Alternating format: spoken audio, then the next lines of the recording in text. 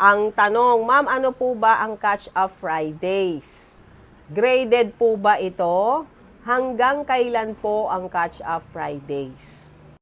Lahat po ba ng grade level ay nagka-Catch-Up Fridays?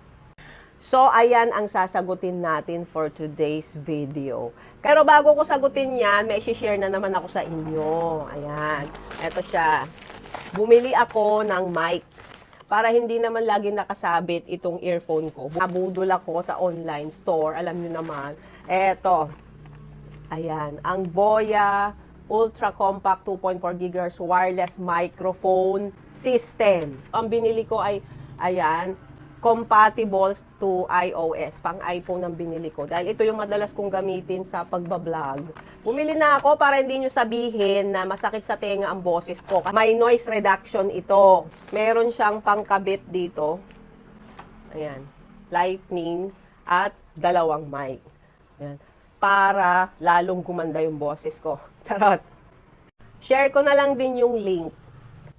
So, eto na nga, ang DepEd Order number 001 Series 2024, Implementation of Catch-Up Fridays na nilabas ng DepEd noong January 10, 2024. According sa DepEd Order na ito, ang Catch-Up Fridays ay magsisimula ng January 12, 2024. Ang Catch-Up Fridays ay gagawin at ipapatupad sa buong school year 2023-2024, weekly, every Friday. Ang layunin ng Catch-Up Fridays ay to enhance the academic performance, particularly the low proficiency levels in reading, based on the national and international scale assessments. Medyo mababa po kasi ang ating performance pagdating sa reading, kaya ito ay inimplement ng DepEd.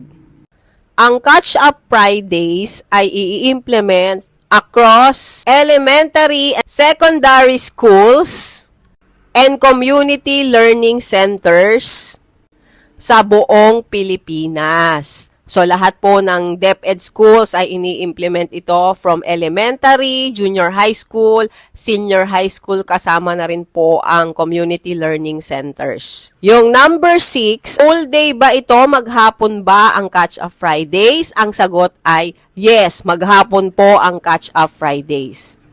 Kalahating araw ang tatalakayin at matututuhan dapat ng mga estudyante ay tungkol sa values and health.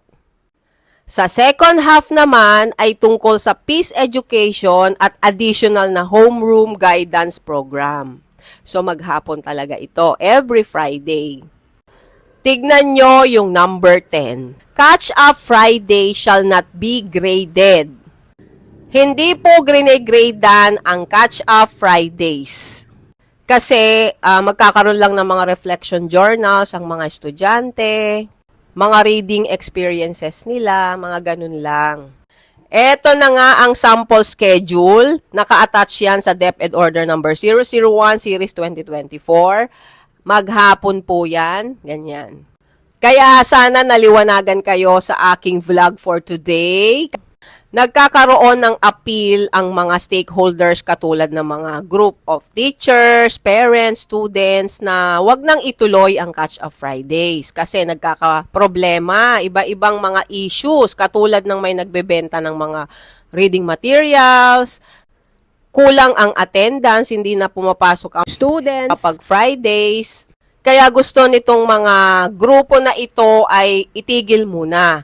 Pero according sa DepEd, ay tuloy po ang Catch-Up Fridays at magkakaroon na lamang ng improvement as solusyon sa mga nagiging problema.